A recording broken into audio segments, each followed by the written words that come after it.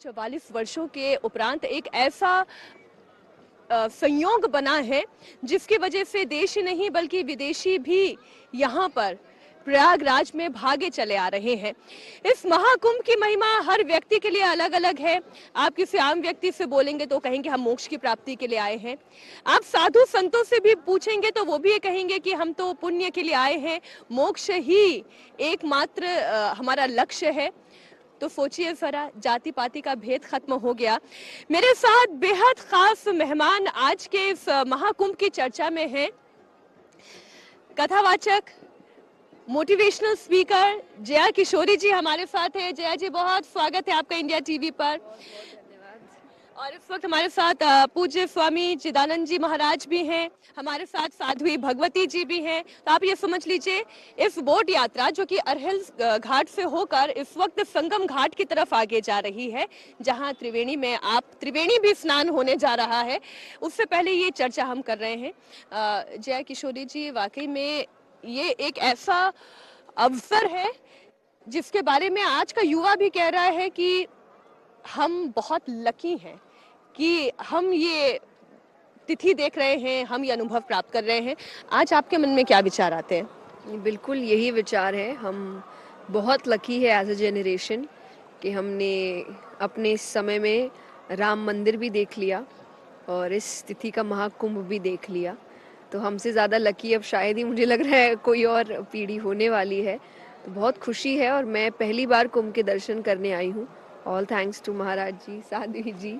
इनकी ही कृपा से जब हम ऋषिकेश कथा करने आए थे तो तभी चर्चा हुई थी और जी आओ कुंभ चले। तो मुझे बड़ी खुशी है और अब हम स्नान के लिए जा रहे हैं। तो मुझे लगता है कि आई एम जस्ट ओवरवेल्म्ड। मुझे नहीं पता मैं क्या बोलूं, शब्द नहीं है मेरे पास। तो शायद मेरे ही जैसे हर युवा के पास अभी शब्द नहीं है जो इसका दर्शन करने आ रहे हैं, इसका अनुभव लेने आ रहे हैं। ये मेरे लिए भी मेरा पहला अनुभव है। इससे पहले मैंने कभी महाकुंभ का ये समागम नहीं देखा। वैसे भी 12 वर्षों में एक बार आता है। जब आप यहाँ पर आ रही थी तो हमेशा हम कहीं भी जाते हैं उससे पहले कुछ थॉट्स हमारे मन में होते हैं। आपके दिमाग में क्या विचार चल रहे थे? क्या देखने वाली है, क्या अनुभव करने वाली है, किन से मुलाकात होने वाली है, संतों का आशीर्वाद मिल रहा है, क्या दिमाग में चल रहा था? दिमाग में बहुत कुछ चल रहा था। पहली चीज़ तो कुछ पता नहीं, पहले ये चल रहा है दिमाग में क्योंकि पहले दर्शन है तो आपको पता ही नहीं होता ना कि वहाँ क्या होगा, कैसे होगा, सब कहाँ होंगे। आई वॉज जस्ट श्योर कि मैं एटलीस्ट परमार्थ में आऊँगी तो महाराज जी की कृपा से शायद हम अच्छे से दर्शन कर पाएंगे। Otherwise I was too scared. पर फिर एक एक्साइटमेंट भी बहुत थी कि आप जिसके बारे में सुनते आए हैं, टीवी पे देखते आए हैं, संतों के दर्शन टीवी के माध्यम से, जब भी 12 वर्ष में एक बार महाकुंभ होता था आप दर्शन करते थे टीवी पे, वो अब आप साक्षात देखेंगे तो उसकी एक एक्साइटमेंट बहुत अलग थी। तो मुझे लग रहा है मिक्स्ड फीलिंग्स थी, एक डर, एक नर्वसनेस, बहुत एक्साइटमेंट, पर एक श्रद्धा कि भगवान पार लगाएंगे। और मुझे लग रहा है कि हो ही गया। हम बस अब स्नान के लिए पहुंचने ही वाले हैं। तो सब भगवान की कृपा से। ये संतों का भी मानना है कि ये जो युग होने जा रहा है ये भारत का युग होने जा रहा है और इस महाकुंभ से एकता की आवाज निकलकर पूरे विश्व में जाएगी। आपको क्या लगता है? बिल्कुल, मुझे भी बिल्कुल ऐसा ही लगता है। ये भारत का युग होने वाला है, सनातन का युग होने वाला है।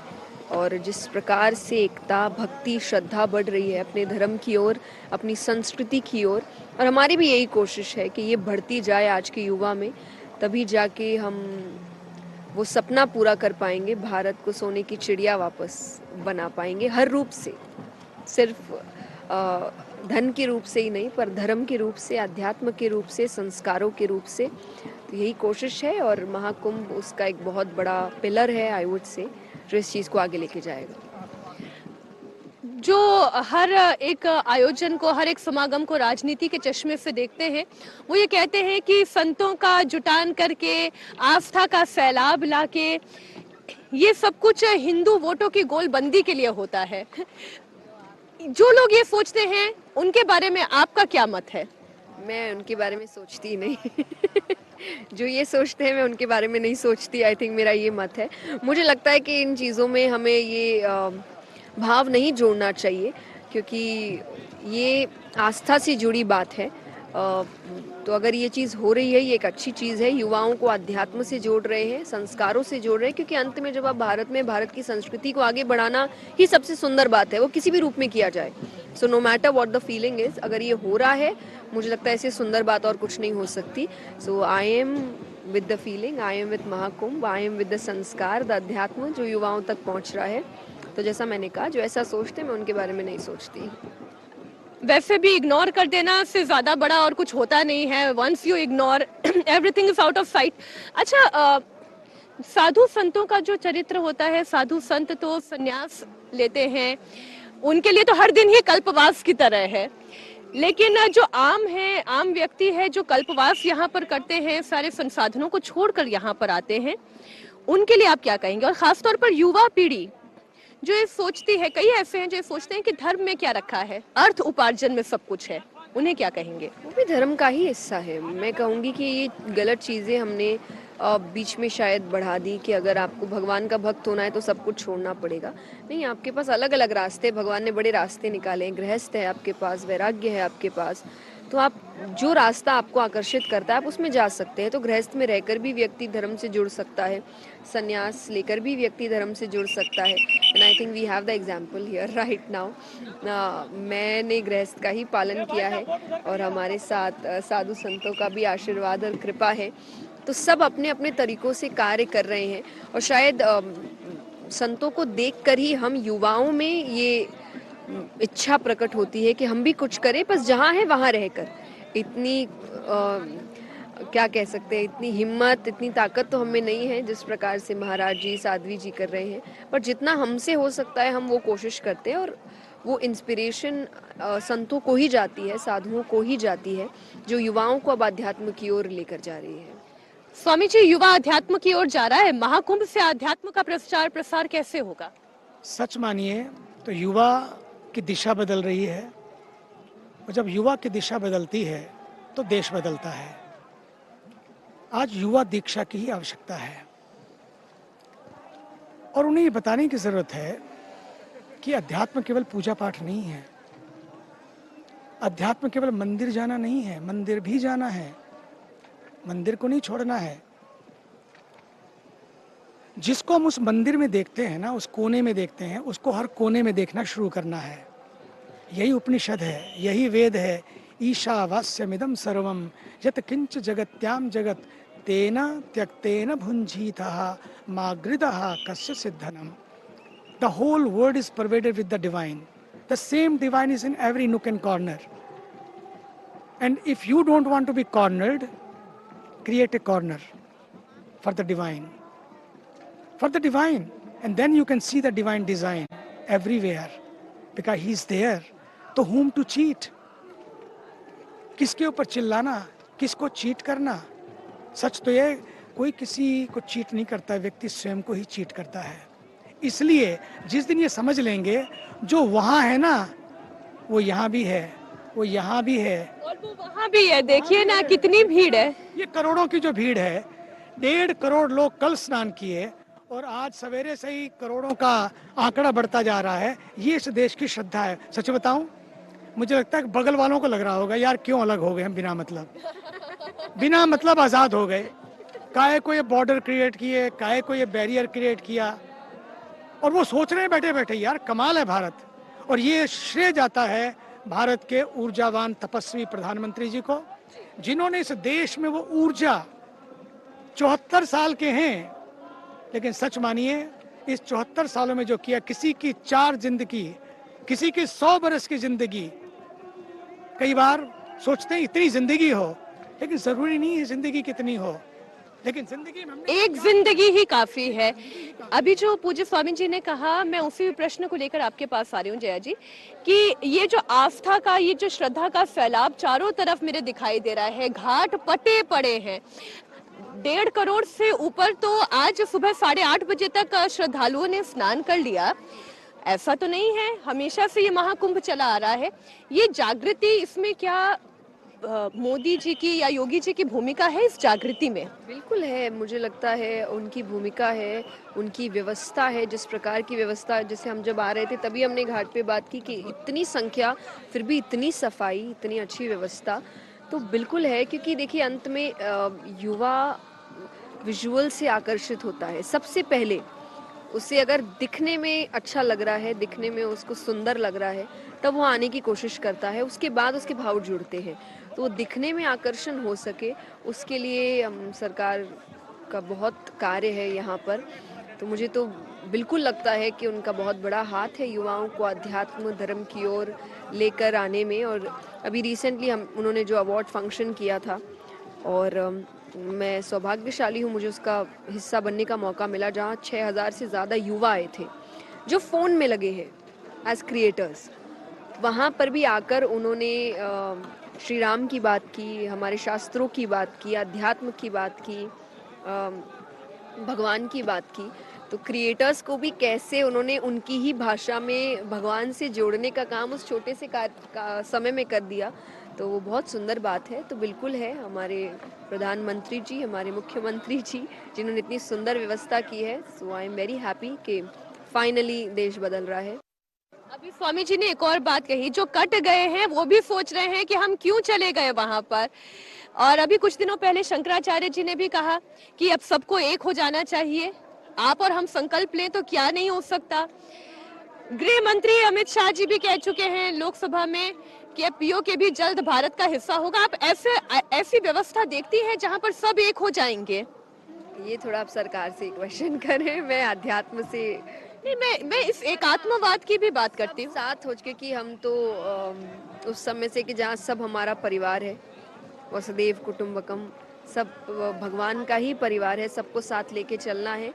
तो अगर वो वैसी सोच रखते हैं और बहुत सुंदर तरीके से हो सकता है, तो इससे सुंदर बात और क्या हो सकती है, मुझे लगता है। आपका कश्मीर जाना कभी हुआ? नहीं, अभी तक तो नहीं, पर मेरी इच्छा बहुत है। अभी हमारे रिलेटिव गए थे और उन्होंने मुझे दिखाया वहाँ पे जो फ्लैग कलर, आई थिंक कोई क्लॉक, लाल चौक, हाँ जी, लाल चौक, और उसके दर्शन उन्होंने कराए हमें फोटो से। और हमें ऐसा लग रहा था काश हम वहाँ होते अभी वो देखने के लिए। और ये बहुत समय बाद ये मौका मिला है कि कश्मीर में ये हो सके। तो आई वॉज वेरी हैप्पी। तो इच्छा तो बिल्कुल है, इसके लिए भी I last Swami ji. I think because Kumbh के बाद I am like if I, हाँ जी, कुंभ से Kashmir done. Yes, Kumbh, you know that अभी कश्मीर में पीओके से जितने भी स्थल खंडित हो गए हैं, ध्वस्त हो गए हैं या बचे हुए हैं, उन सब की यात्रा, कलश यात्रा कुंभ से तो हम चलेंगे, लेकिन कश्मीर से कुंभ में वो यात्रा आई है। और अपने परमार्थ निकेतन यहाँ प्रयागराज में वो कलश स्थापित हो रहा है। सारे तीर्थों का जल, सारी नदियों का जल और सारे संतों का आशीर्वाद, और साथ में उन जितने भी मंदिर हैं उन सब के चित्र यहाँ लगेंगे, ताकि कुंभ से एक संकल्प हो, कुंभ से एक संकल्प हो। कुंभ भी हमारा है, कश्मीर भी हमारा है, अब पीओके भी धीरे धीरे जो था है और हो जाएगा। इसके लिए अभी आप कह रहे थे ना कि घाट पटे पड़े हैं, मैं तो एकदम अवाक हूँ ये देख के। सारे घाट पटे पड़े हैं। मैं कहता हूँ कौन कहता है हम बटे पड़े हैं? यही संगम का संकल्प है। जब मैं पटे हुए घाटों को देखता हूँ तो मैं कहता हूँ कौन कहता है कि हम बटे हुए हैं? आज भी पूरा भारत यहाँ पर है, देवता भी तरस रहे हैं, काश हम भी यहाँ होते। मुझे तो लगता है ना, आज का ये संकल्प है, संगम का संगम संकल्प, संगम का सत्य संकल्प, संगम का सनातन संकल्प। ना बटेंगे, ना बांटेंगे, न कटेंगे, न काटेंगे, न डरेंगे, न डराएंगे, न मरेंगे, न मारेंगे। हम इस देश को साथ साथ लेकर आगे बढ़े हैं, आगे बढ़ाएंगे। यही संकल्प का संकल्प, और यही भारत के ऊर्जावान प्रधानमंत्री जी चाहते हैं कि 145 करोड़ लोग इस संगम से एक संकल्प लेकर जाएं, भारत था, है और रहेगा। यही भारत की यात्रा है, यही सनातन की यात्रा है, यही सनातन। साध्वी जी कहती हैं, वो तो कहती हैं, जब से मैं भारत में आई हूँ इस सनातन को देखा है, इस कुंभ को देखा है, इन कथाओं को देखा है, पता है क्या लगता है? अब मैं भारत में नहीं रहती, भारत मुझ में रहता है। ये है भारत की गाथा। देसी तो क्या, विदेशी भी। अब तो विदेशी भी नहीं, अब तो विदेशी भी उनसे आके लगते कब देशी हो जाएं। इतनी अच्छी हिंदी बोलती है। कल तो मेरी आपसे जब चर्चा हुई थी तब मुझे यही लग रहा था कि क्या हिंदी आप बोलती हैं। देखिए, हिंदी एक ऐसा भाषा है जो केवल भाषा नहीं है, वो सचमुच एक संस्कृति है। अंग्रेजी तो मेरा मातृभाषा है, लेकिन जब मैं आध्यात्मिकता के बारे में बात कर रही हूँ, तो इवन अगर मैं लोगों से बात कर रही हूँ जिसको अंग्रेजी आते हैं, तो पता नहीं क्यों लेकिन अंदर से ही हिंदी में आते हैं, क्योंकि लगता है कि हिंदी भाषा जो है, जब आप स्पिरिचुअलिटी के बारे में बात कर रहे हैं, जब सच के बारे में बात कर रहे हैं, तो हिंदी में ही आना चाहिए। वो एक ऐसा लगता है एक से दूसरे का भाव जुड़ गया, कनेक्ट जुड़ गया। हिंदी भाषा को लेकर भी कई बार तनातनी होती है, ये मेरी भाषा, वो मेरी भाषा, मातृभाषा क्या, राष्ट्रभाषा क्या, राजभाषा क्या। भाषाओं पर आपका क्या मत है? नहीं, मुझे ऐसा लगता है कि देखिए, बहुत सुंदर तरीके से स्वामी जी ने अगर कह दिया कि ना डरेंगे ना डराएंगे, ये बहुत सुंदर बात है। एक्चुअली सेक्युलर जब हम शब्द की बात करते हैं, जब युवा आज कई बार कहता है I am secular, what do you mean by being secular? Secular is कि आप सबकी इज्जत करते हैं, प्रेम अपने आप से करते हैं, पर इज्जत आप सबकी करते हैं, that's being secular. So I always say कि हर कोई सेक्युलर होना चाहिए कि आप अपने धर्म से प्रेम करें, पर आप सम्मान सबका करें, और ये सबको करना चाहिए। तो हम यही बात लेकर चलते हैं कि हम किसी भी भाषा का अपमान नहीं करना चाहते, ना किसी के साथ कोई ज़बरदस्ती करना चाहते। हिंदी के लिए भी कि आपको हिंदी ही बोलना पड़ेगा, ओके, आप जैसे भी कंफर्टेबल हो। अगर हम बीच का कोई रास्ता अपना पाए तो बहुत अच्छी बात है। तो मुझे ऐसा लगता है कि बाहर की भाषा को बीच का कम्युनिकेशन टूल बनाने की बजाय अपनी कोई भाषा चुनते हैं जो बीच का कम्युनिकेशन टूल बन जाए। आप डिसाइड करो, सब मिल के डिसाइड करते हैं, कोई लड़ाई झगड़ा नहीं है, क्योंकि है तो एक ही भारत के ही है सब, तो सबको मिलकर ही सब कुछ करना है। सो सब मिल के डिसाइड करते हैं, किसी से कोई लड़ाई झगड़ा नहीं है। स्टेट अलग अलग है, देश तो एक ही है। धर्म अलग अलग है लेकिन भाव एक हो सकता है। लेकिन ये जो धर्मों के बीच में लड़ाई हो जाती है, ये तनातनी हो जाती है, और सनातनियों में भी तनातनी हो जाती है, जाति की बातें होने लगती है, इस पर आप युवाओं को क्या सलाह देंगी? मैं तो अभी अपनी कथाओं में मैंने देखिए बोलना शुरू किया है, क्योंकि मुझे लगता है कि जब आप ये एक होने की हम बात करते हैं, तो मैं ये कहती हूँ एक तो पहले यहाँ होने की ज़रूरत है कि आप मैंने रिसेंटली अभी 5-6 कथाओं से शुरू किया है। सबसे एक प्रॉमिस लेना कि जब भी आपसे पूछा जाएगा कि आप क्या हैं, तो आप ब्राह्मण, बनिया, ये जैन, अग्रवाल, ये सब बोलने की बजाय बोलिए सनातनी। दैट्स इट, और कुछ नहीं, और हम कुछ नहीं है, हम जो हैं सनातनी हैं। तो और कोई कहीं पर भी कोई और बात नहीं करेगा, और लोग प्रॉमिस तो कर रहे हैं, तो आई एम हैप्पी कि इंस्टेड ऑफ सेइंग मैं ये हूँ, मैं वो हूँ, मैं इस जाति का, हम सनातनी हैं, और बस उतना ही मायने रखता है। सनातन आपके लिए क्या है? सनातन तो मेरे लिए देखिए जीने का तरीका है, और जो सनातन है ये इसका कोई शुरुआत, इसका कोई अंत नहीं है, ये एक लाइफस्टाइल है। इसीलिए कहा जाता है धर्म का अर्थ है धारण करने लायक। रिलीजन और धर्म एक नहीं होता, रिलीजन शब्द का अर्थ अलग है, धर्म का शब्द अलग है। धर्म धारण करने, एक लाइफस्टाइल है, इसीलिए आप देखिए इतना ओपन है। आप इसमें किसी भी प्रकार से बहुत ज़्यादा रूल्स एंड रेगुलेशंस नहीं है, आपके अपने भाव, अपने तरीके, सब कुछ अपना अपना है, और इसीलिए धारण करने लायक एक लाइफस्टाइल है। तो लाइफस्टाइल मुझे लगता है हर कोई अपना सकता है। जैसे आप सात्विक लाइफस्टाइल अपनाते हैं, वैसे एक धार्मिक लाइफस्टाइल अपनाइए, और मुझे लगता है कि आप धर्म से अपने आप जुड़ जाएंगे। धर्म का पालन करना क्या है? धर्म का पालन है अपने कर्तव्य का पालन। मेरा कर्तव्य क्या है, मैं जो भी हूँ, जहाँ भी हूँ, जो मुझे मिला है, मेरा रोल क्या है। और मेरा रोल जब मुझे पता लग जाता है, वो कब पता लगता है, जब मेरा गोल क्या है। गोल पता लगते ही रोल सेट हो जाता है, फिर मैं भी सेट, मेरा रोल भी सेट, मेरा गोल भी सेट। और पक्का मानिए, जो भी मैं करूँगा वो धर्म के अनुसार करूँगा। और धर्म का सीधा सीधा अर्थ है सत्य, सच्चाई, ईमानदारी, वफादारी, रवादारी। जो इस ईमानदारी के साथ, कर्तव्य निष्ठा के साथ अपने को 100% दे देता है। भगवान ने गीता में यही तो कहा, युद्ध तो लड़ो, मतलब अपनी ड्यूटी तो करो, लेकिन मामनु स्मर, don't forget, life is not a collection, life is a connection. पैसे के इकट्ठे करने में मत लग जाओ केवल, साथ साथ उसको बांटते भी रहो। दूसरी बात, सत्य का जो संबंध है वो सनातन से संबंध है, और अभी आप सेक्युलर की बात कर रहे थे, मैं भाषा की बात कर रहे थे। मुझे तो लगता है कि प्रेम की भाषा ही सबसे बड़ी भाषा है और सनातन की भाषा। हम एकदम किनारे पर आ गए हैं। मैं इतना कहना चाहूंगी कि जब एकता की बात आती है तो वो संकल्प यहाँ चरितार्थ होता हुआ नजर आता है। हर नाव पर बैठा हुआ व्यक्ति एक लगता है, घाट में डुबकी लगाता हुआ व्यक्ति एक लगता है। और इंडिया टीवी पर महाकुंभ की ये अखंड कवरेज लगातार जारी रहेगी।